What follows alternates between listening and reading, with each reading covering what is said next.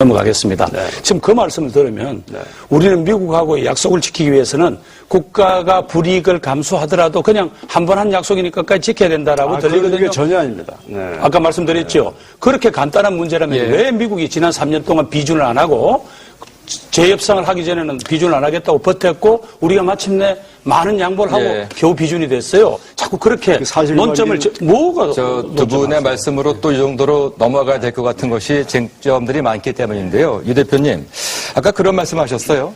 박근혜 새누리당의 비상대책위원장께서 대선 후보로 나섰던 그 시기에 줄푸세라고 하는 공약을 하셨는데 이제 그것과 정반대 공약을 지금 하고 있다. 이렇게 말씀하셨죠? 예. 몇 가지 예를 좀 들어주시겠습니까? 지금 그 말씀하시면 토로 좀 될 것 같아요. 그렇죠? 예. 어떤 것들일까요? 우선 이제 더 이상 감세 얘기 안 하시잖아요. 그래서 줄푸세의 첫 번째가 세금 감세 말씀하셨고. 첫 번째가 세금은 줄이고였어요. 근데 일단 박근혜 비대위원장도 국회에서 원래 이명박 대통령이 예정했던 추가적인 법인세이나 스톱하는데 동의했죠. 일단 더 이상의 부자 감세를 안 하는 쪽으로는 왔습니다. 예. 그다음 두 번째는요? 예. 그런데 지금 이제 더 추가적으로 감세를 하지 않겠다는 것만 해도 과거 줄푸세 공약과는 영 달라요. 내용을 정확하게 보시면 제가 맞아요. 예. 말씀을 드릴게요. 예. 그리고 이제 복지를 더 하시겠다고 그러잖아요. 복지를 더 하시겠다고 그러면서 복지를 안 하겠다고 한 적은 없었습니다. 아니 세금을 줄이면서 복지를 어떻게 합니까? 아닙니다. 그러니까 제가 말씀을 드릴게요. 네. 세금을 줄이면서 복지를 하겠다는 얘기는 결과적으로 보면 국가 채무를 늘리든가. 아니요. 그렇지 않죠. 일단 하나하나. 그러니까 일단 세금 문제를 말씀하셨고요, 유 대표님.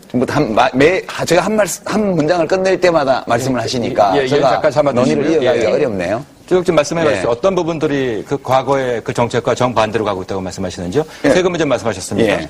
그다음에 이제 규제 완화 얘기도 더 이상 안 합니다. 이제 그 전에 규제 완화 그러면 재벌 규제 이런 건 이제 이명박 정권이 다 없앴습니다. 거의 다.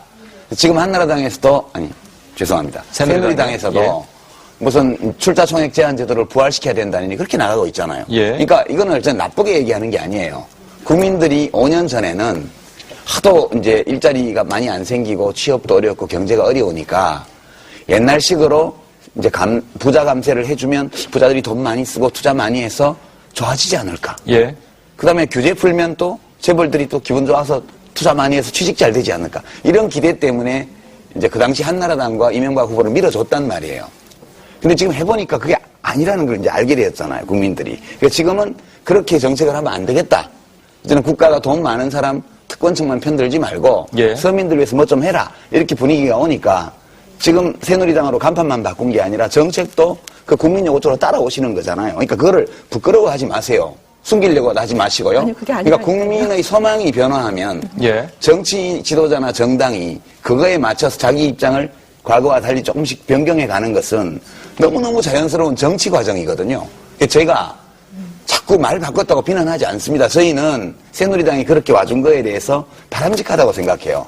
예, 그 점만 예. 말씀드리고 너무 그러니까 상대방의 정책에 대해서 그 정책의 타당성 여부에 대해서 논증하기보다는 자꾸만 왜 옛날의 정책과 달라지느냐고 공박하는 것은 저희가 예. 할 말이 없어서가 아니라 이런 식의 공방은 정말 국민들이 짜증내요. 자, 이 의원님. 예. 아니, 그게 아니라 지금 감세에 대해서 내용을 정확하게 모르셔서 그런 말씀하시는 것 같아요. 당시 박근혜 대표가 얘기했던 감세와 이명박 정부가 실현했던 감세는 전혀 내용이 다릅니다.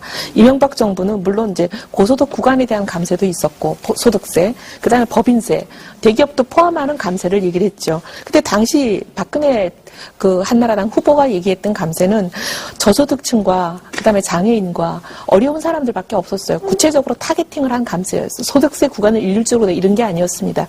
그리고 법인세 감세 없었습니다. 그 말씀을 드리고 그래서 이 박근혜 후보가 얘기했던 감세와 이명박 정부가 구체적으로 추진했던 감세는 이름은 같은 감세이지만 내용이 완전 다른 것이었다. 이런 말씀을 드리고 그다음에 복지를 늘리겠다고 한 적은 없는데 감세를 얘기하면서 어떻게 복지를 늘릴 수 있느냐. 그거는 복지를 늘리지 않겠다는 뜻이었다. 감세를 하겠다는 것 자체가 이렇게 말씀을 하셨는데 감세를 하지 않고도 복지를 늘릴 수 있는 방법은 많죠. 지금 우리 복지 전달 체계가 잘못돼가지고 재정 누수가 얼마나 심각한지는 복지부 장관을 해보신 우리 유시민 의원님께서 누구보다 잘하실 거라고 보고요. 뿐만이 아니라 정부 재정이 200조가 넘습니다. 그 200조 중에서 20%에서 30% 정도까지는 사실 줄이고 어떻게 보면 아껴 쓰고 낭비를 없애고 중복된 사업을 정리하고 불필요한 것들을 불효불급한 것들을 정리해서 나올 수 있는 슬랙이 많다는 건 누구보다 잘 아실 겁니다. 장관님 해보셨으니까. 그래서 그렇지 복지를 않다는 거 잘 아시죠? 아니죠. 네. 감세를 하면서도 감세를 한다는 건 이꼴 복지를 늘리지 않겠다 이렇게 볼 수 있는 등식은 아니라는 말씀을 드리고요. 그다음에 규제 말씀을 드리면 박근혜 후보가 얘기했던 규제라는 게 재벌 규제 풀어주겠다는 게 아니었습니다. 국민들 일반 생활에서 굉장히 불필요한 규제들이 많습니다. 공장 설립을 하나 하려고 해도 중소기업이 작은 공장을 설립하려고 해도 도대체 정부 관청에 수십 개의 도장을 받으러 뛰어다니야 돼요. 이런 것들. 어떻게 보면은 성장의 발목을 잡고 있고 서민들 생활을 불편하게 하는 규제를 없애겠다는 것이었지 재벌들 뭐 문어발식 확장하고 골목 상권 잡아먹는 그런 일들을 하게 풀어주는 그런 규제를 없애겠다는 게 전혀 아니었습니다. 이게 공방하려는 거 아닌데 하나만 여쭤볼게요. 아, 그리고 제가 잠깐 제 얘기만 끝내고. 아니 끝내지 예, 마시고 아니, 답을 아니요. 그냥 주세요. 제가 하나만 여쭤볼게요. 예. 그 박근혜 씨가요, 박근혜 의원이요, 국회의원으로서 이명박 대통령이 했던 부자감세, 법인세법 개정, 소득세법 개정 등등의 부자감세 법안에 대해서 단 한 건이라도 반대 표결을 한 적이 있습니까? 아니 그 법은 이번에 저기 소득세법 개정안이 박근혜 대표 주도로 된 거잖아요. 아니요. 그 이번에 유보한 네. 거 말고 그 전에 이루어진 이명박 정부 들어서 이루어진 부자감세 법안에 단 한 건이라도 박근혜 씨가 국회의원으로서 반대 부결표를 던진 적이 있냐고요. 찬성했는지 사실관계는. 반대했는지는 제가 모르겠습니다. 확인해 보십시오. 다 찬성했습니다. 박근혜 네. 대표가 어떻게 표를 던졌는지는 제가 확인해 보고요. 아니 국회의원으로서 그 법에 전부 다 찬성을 했는데 무슨 입장이 그게 아니라고 그러세요? 아니 그때 당시에 발표했던 공약을 제가 담당해서 만들었기 때문에 누구보다 잘 아니까. 그 그때 이명박 대통령이 국민에게 줄부세 약속했던 공약을 자기가 공약이 그게 승계하겠다고 아니라는 거죠. 발표했죠. 근데 이름은 승계했죠. 근데 내용이 달라졌다는 그럼 말씀을 드리는 반대했었어야죠. 거예요. 그리고 그다음에 말 바꾸기를 가지고 왜 자꾸 꼬리를 잡느냐 이렇게 그냥 한번 내용을 한번 보시면 좋겠는데요. 제가 이호원 의원님 말씀 중에 이제 감세를 하면서도 복지를 할 수 있다 이렇게 말씀하셨잖아요. 그러니까 이 발언에 대해서 이제 2007년도 한나라당 대통령 후보 경선 당시에 언론인들의 지적이 있었어요. 아니 한쪽으로 줄푸세해서 세금 줄이자고 하면서 또 그때 보육 공약 같은 거 제가 계산해 보니까 하루에 7조 원짜리도 하셨어요. 박근혜 후보가 당시에 제가 복지부 장관 있을 때 계산해 봤거든요. 그래서 이제 기자들이 뭐라고 물었냐면 그렇게 복지 정책도 발표하고 하는데 어떻게 세금 줄여서 하겠냐 물었더니 박근혜 대표 대답이요. 그 당시에 기억에 낭비를 줄이고 씀씀이를 아껴서 그렇게 답을 했습니다. 근데 그거는 지금까지 역대 정부가 전부 다 불효불급한 예산 줄이고 세출 예산 구조 조정하고 이 얘기 다 했습니다. 안 한 정권이 없어요. 참여정부도 했고 이명박 정부도 했습니다.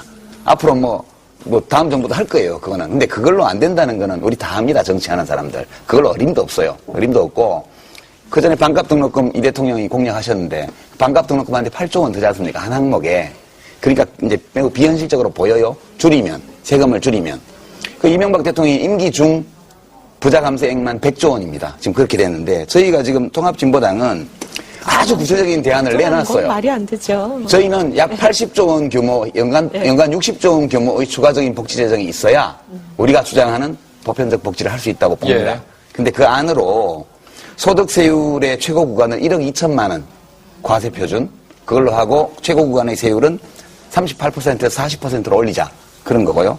법인세율도 연간 당기순이익이 1,000억을 초과하는 200개 정도의 대재벌 소속의 대기업들 경우에 법인세율을 현재 22%에서 30%로 올리자. 그리고 금융소득도 종합과세하자. 2천만 원 이상은. 예. 파생금융상품을 비롯한 이런 금융상품의 이 양도 차익도 과세를 하자. 그러니까 소득이 있는 곳에 제대로 세금을 매기면 조세 정의를 실현하는 과정에서 연간 60조 원 정도의 교육, 복지, 보육, 보건 쪽의 추가 재정을 확보할 수 있다고 저는 봐요. 말씀하신 거 왜 이걸 해야. 근데 이 제안들에 대해서 지금 저희는 이렇게 현실적인, 이게 찬성 안 할 수도 있습니다만 저희는 이렇게 현실적인 대안을 내고 이렇게 하면 60조 원을 추가로 만들 수 있다는 제안을 드렸고 예. 문제는 새누리당이 이걸 반대한다는 거지. 증세를 통한 재원 확보와 복지 확대 그럼요. 그렇죠? 아니 그게 아니라 지금 말씀하신 것 중에 파생상품 등에 대한 과세는 제가 17대 18대 줄기차게 주장하고 법안을 내고 온갖 노력을 다 했는데도 국회 본회의에서 걸려가지고 지금 통과가 안 되고 있는 거 아니겠어요? 그리고 새누리당이 이 파생상품이나 이 금융상품에 대한 그 양도 차익 과세는 지금 구멍이 너무 많잖아요. 그 부분을 정비하고 이거는 정확하게 공정과세를 하자라고 저희가 공약 발표도 했는데 안 보셨으면 좀 오늘 알아주시기를 부탁드리고. 그러니까요. 예. 예. 근데 이게 이제 감세라는 게 모든 세금 부담을 다 줄이자는 게 감세가 아니었다고 제가 말씀드린 것 같이 서민들 세금 부담을 줄여주자는 것이었지 공정과세를 실현하기 위해서 어떤 부분은 줄여줘야 되고 어떤 부분은 과세를 올려야 되는 그 부분까지도 하지 않겠다는 얘기는 아닙니다. 그러니까 저희 제안에 대해서 어떻게 생각하세요? 그러니까 좀 화장상품이나 이런 그거 금융상품에 대한 말고요. 그런 거는 소득세하고 법인세 최고구간. 법인세는 저도 올려야 된다고 늘 주장하는 사람이에요. 연간 1,000억 원 이상의. 근데 이제 그 예, 1,000억 원 이상에 30%. 대해서 30%까지는 제가 동의는 아직은 안 하지만 저는 어느 정도 올려야 된다는 것은 수도 없이 대해서는, 방송에 나가서 예. 얘기했던 사람 중에 하나고, 예. 소득세는 어떠세요? 소득세는 아까 뭐라고 그러셨죠? 예, 연간 과표 1억 2천만 원 초과 소득자의 최고 구간 한계 세율을 예. 38%에서 40%로 40%로 늘자, 이런 40%로 말씀이셨죠? 올리는 거예요. 여성 공천 문제에 대해서는 저희가 원래 20% 넘게 했는데요, 지역구에. 야권연대 과정에서 용태 후보가 무려 60명 넘게 나오고, 경선에서 또 진 후보들이 또 수십 명이 나와가지고, 한 60명이 또 나오고, 이래가지고, 줄어들어서 이제 지금 15% 남짓밖에 안 됐습니다. 이게 이제 힘이 약한 정당의 비애라고 저희는 생각하고 다음에 더 노력하겠습니다. 그리고 야권연대는요, 사실 좀 가끔씩은 하기 싫을 때도 있어요, 저희도. 왜냐하면 어떨 때 굉장히 그러십니까? 뭐 어떤 식으로 이제 단일화를 할 거냐 뭐 하는 과정에서 이번에 또 뭐 반칙이 나오고 서로 간에 또 싸움이 나고 그러니까 국민들도 좀 화를 내시고 고달퍼요. 저희도 여론조사가 그게 좋은 방법이냐? 좋은 방법 아니라고 생각합니다. 그런데 안 할 수가 없는 게요. 그냥 각각 이제 3번 달고 2번 달고 이렇게 나가면 유권자들이 단일화 언제 하냐고 자꾸 물어보세요. 그러니까 국민의 요구가 있기 때문에 저희 지지자들의 요구가 있기 때문에 저희 안 할 수가 없어서 이거는 서로 차이가 좀 있다 하더라도 어쩔 수 없었다. 지지하는 유권자들이 강력하게 요구를 하시기 때문에 정당으로서는 이 요구를 받아야 된다. 그래서 궁여지책으로 여론조사를 하게 된 거고요. 지금 홍 교수님 말씀대로 프랑스식 결선 투표를 하면 정말 좋겠어요. 예. 수요일 날 투표하고 1차 과반수 안 나오는 데는 일요일 날 1, 2등끼리 붙이고요.